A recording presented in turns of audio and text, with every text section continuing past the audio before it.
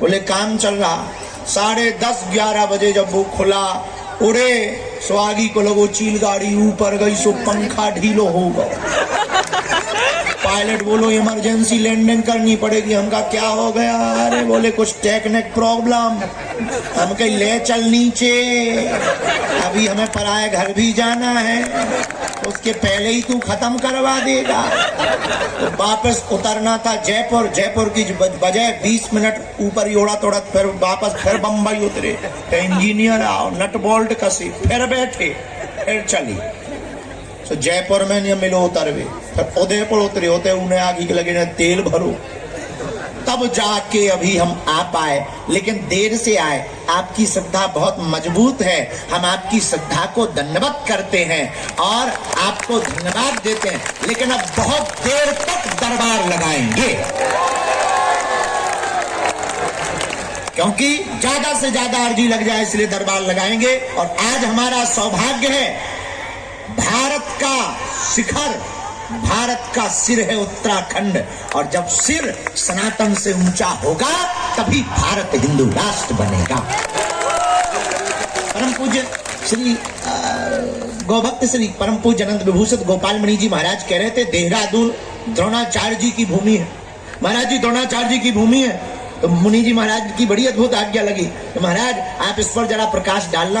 तो द्रोणाचार्य जी की भूमि देहरादून है। लेकिन एक बात याद रखना, द्रोणाचार्य जी के पास जब अर्जुन गए तो द्रोणाचार्य जी ने पूछा तुम्हें क्या दिख रहा? तो किसी को मछली दिख रही थी, किसी को कुछ और, किसी को कुछ और। अर्जुन बोले हमें तो आंख दिख रही। उसी प्रकार हमको उत्तराखंड में आकर के स्थापना हो जाएगी।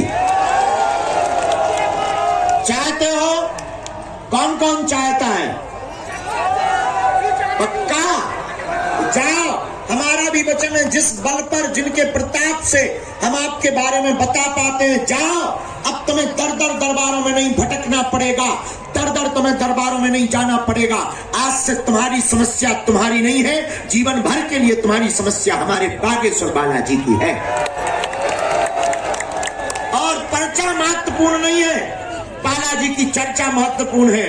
अगर आपने नियम प्रारंभ कर दिया, ओम बागेश्वराय नमः, ओम बागेश्वराय नमः, इस मंत्र का जाप करना प्रारंभ कर दिया, तो जाओ, तुम जहां रहोगे तुम्हारे साथ साथ बागेश्वर बालाजी की सेना खड़ी नजर आएगी। किसी को रोग हो, बाधा हो, दरबार में पर्चा नहीं बन पा रहा, रोग परेशान कर रहा, घर पर लाल रंग के कपड़ा में नारियल बांध देना, 5 लौंग बांध लेना, घर के पूजा मंदिर में रख लेना। प्रतिदिन ओम बागेश्वराय नमः इस मंत्र का जाप करना प्रारंभ कर देना। और महीने में एक बार, 2 महीने में एक बार, जहां से हमें कृपा प्राप्त हुई, 3 पीढ़ियों से जहां दरबार लग रहा, साक्षात रूप में, स्वयंभू रूप में श्री बालाजी विराजमान है। 2-3 महीने में जब भी समय मिले बागेश्वर बालाजी के दर्शन करना प्रारंभ कर देना। जाओ, रोगी को आराम ना लग जाए तो कहना।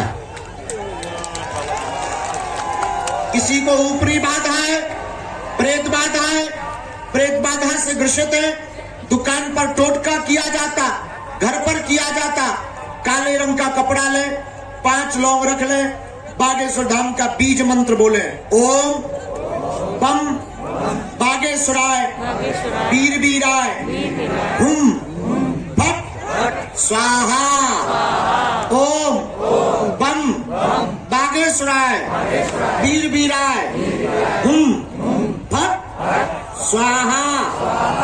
ओम बम बागेश्वराय वीर वीराय हुम भट स्वाहा। इस मंत्र का जाप करके रोगी को दुकान पर अथवा मकान के बाहर अमुक कपड़े को बांध करके टांग दीजिए। अगर तुम्हारे घर के ऊपर आएंगे भूत तो उनकी पिटाई करेंगे राम जी के दूत। और मेरे पागलों, भारत के लोगों, अब तुम्हें किसी भी हली उल्लाह वालों के चक्कर में पड़ने की आवश्यकता नहीं है। हली उल्लाह वालों की ठटरी और गठरी बांधो, तुम चिंता मत करो। हमारे तन में जब तक प्राण रहेंगे तब तक हम इनकी क्लास लगाते रहेंगे। लेकिन तुमसे भी प्रार्थना है, बुजदिल मत बनना। और तुम्हें दर दर दरबारों में नहीं भटकना है, दर दर ठोकरें नहीं खानी है, अपनी हंसी नहीं उड़वानी है, जगह जगह मजाक का पात्र मत बनना। हर समस्या का समाधान कलयुग में सिर्फ हनुमान है। कवन सुकाज कठिन जग जो नहीं हो ही तात तुम पाही। और मेरे देहरादून के पागलों, तुम सब हमारे परिवार के सदस्य हो, आज से तुम हमारे परिवार के अंग हो। जाओ, हम तुम्हें वचन देते हैं। तुम्हें लगता होगा कि हम मिल नहीं पाते, हमारी गुरुजी ने सुनी नहीं, हमें बुलाया नहीं। निराश ना हो, हम जरूर नहीं तुम्हें मिल पाए, लेकिन हमारे पास तुम्हारी अर्जी आ गई है, तुम्हारे विषय आ गए हैं। तुम प्रसन्नता पूर्वक जाओ, प्रसन्नता पूर्वक। हम तुम्हारी जब सामूहिक अर्जी लगा दें तब जाना, अभी और दरबार लगाएंगे और पर्चे बनाएंगे। हम भले ही दिन भर से चले हुए थके आए, लेकिन हमारी तुम आत्मा हो। हम चाहते तुम्हें तुम्हारी आंखों में आंसू न रहे, हम चाहते हैं तुम्हें किसी तांत्रिकों के चक्कर में ना पड़ना पड़े, हम चाहते हैं तुम्हारी कोई मजाक ना बनाए, हम चाहते हैं जैसा हमने अपनी जिंदगी में भोगा वो तुम्हें ना भोगना पड़े।